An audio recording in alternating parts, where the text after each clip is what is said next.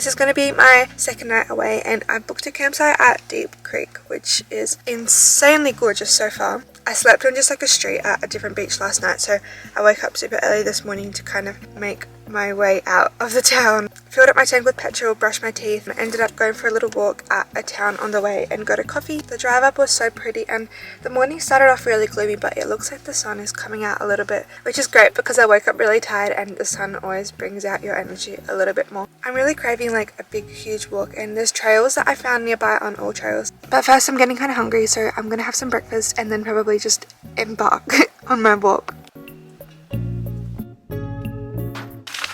My food collection is in this esky, and it's looking kind of cover, but for breakfast I have a few slices of bread that I've brought with me from home and an avocado and also some fruit, so I think that's what I'm gonna have. The one thing I do forget every single time I go camping is salt and pepper, so all of my food ends up tasting really bland, but the avo is looking good. The bread on the other hand does look a bit squished, but it's fine. It'll get squished up in your stomach anyway. I did also find these fake vegan turkey slices at Woolies. I obviously haven't really tried these before, but they're actually pretty good, and I figured I should have some source of protein on my food. So that is gonna be my breakfast.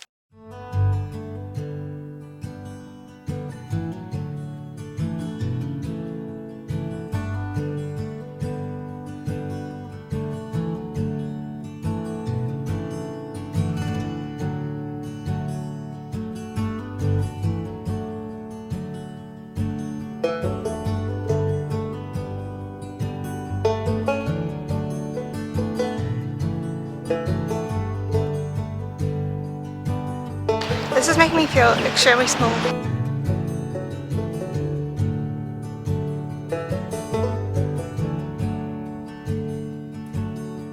Remember when our songs were just like prayers? I've got literally no clue how far along I am, but it's been a good few hours. It's around midday, so I'm having a snack. I ended up dropping most of my banana on the floor, so that was really tragic, but still have my apple. Onto my simple house and rain and rain.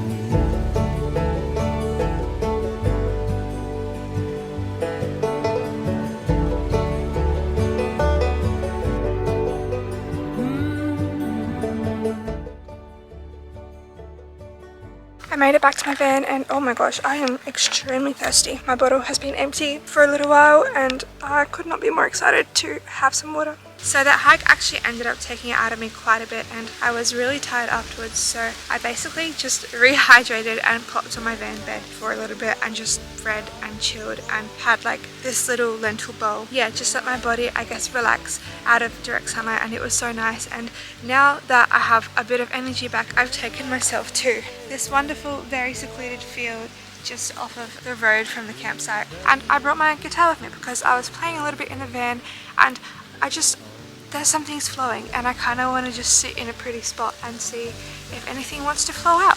I'm literally just laying here right now, but I feel like I've been in a little bit of a hermit mode the past few months. When I first arrived, I felt super social and super inspired and motivated to be creating and stuff, and then it all kind of just like dipped in January for some reason, and instead of beating myself up about it and kind of judging myself for it, I just allowed myself to have the hermit mode that I needed. And I feel like now that I've kind of allowed myself to just be, my creative energy is coming back so much stronger. And you know, I want to be creating. Like, I was missing the like editing and filming process, so that's why I picked my camera back up again. And I re-downloaded TikTok after deleting it for what, like 7 months, and I was never like a huge user of the platform, but for some reason now I'm feeling like I want to be sharing, and I have like a bunch of ideas for little TikToks and stuff. And yeah, I think the point that I was trying to make with this rant was that your creative energy, and I guess other types of energy as well, like your social energy or your motivation and all of that, come and go in cycles, and it's really not realistic to be motivated 24/7, as I'm sure we all know. But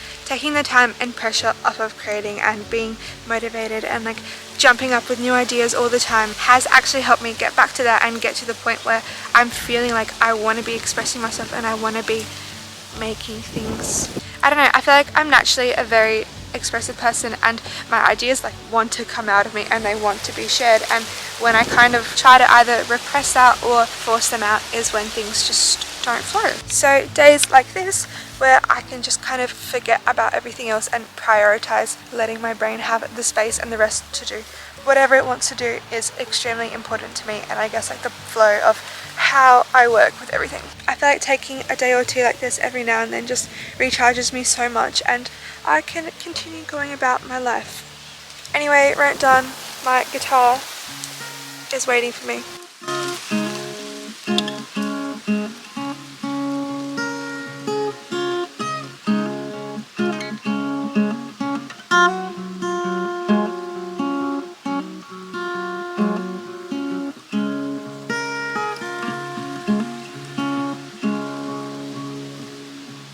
I'm back at my van, about to have my very puppy girl dinner. So I'm having the one and only Ben's packet rice. This is the golden vegetable flavour. Whether I'm having the other half of the avo that I had left over from breakfast, which didn't go brown at all, so that's fantastic. This plastic bowl is from like this lentil protein bowl thing that I had for lunch, so this has absolutely zero protein in it, but it's fine because my lunch was all protein.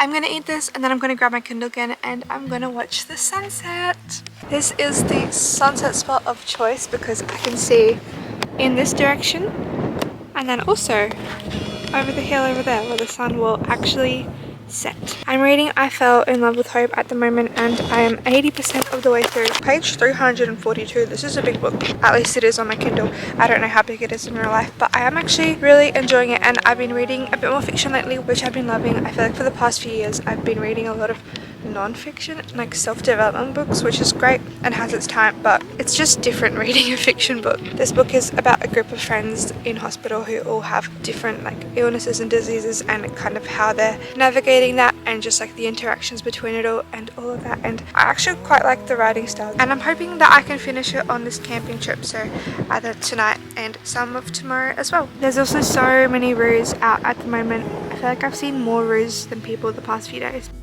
Where the rivers meet the sea, where you used to go to breathe.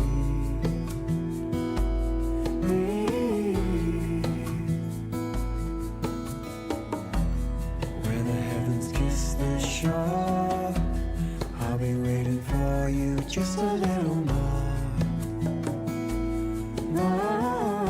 It's almost 9 PM and I'm back in the van. We've kind of got like the last little bit of light happening at the moment, but it is so cold out there and I really did not expect it to be this chilly. So I didn't pack very much warm clothes. The few times I slept in here where it has been cold at night, I've needed like a puffer and a beanie to even be able to get to sleep because it does kind of get chilly and I'm not very good with the cold, especially trying to fall asleep when my body's cold. But I'm just going to put on a few layers of socks, and I don't have a beanie, but I do have a hat to keep my ears warm if it does get that cold. It's just kind of crazy to think that yesterday was 36 degrees and I was almost struggling to get to sleep because I was too warm, and now it's the opposite and I'm going to be freezing again. But that's okay, that's just the joys of camping, hey. I'm going to sign off for today and I'm also going to sign off for the vlog. Hopefully you guys have enjoyed this little snippet of a camping trip. I was a little bit nervous the first time I went camping by myself in my van, but now I love it, and little escapes like this are honestly what keep me sane. My camera is about to die, but I'm going to close up my curtains and read for a bit and then head off to sleep.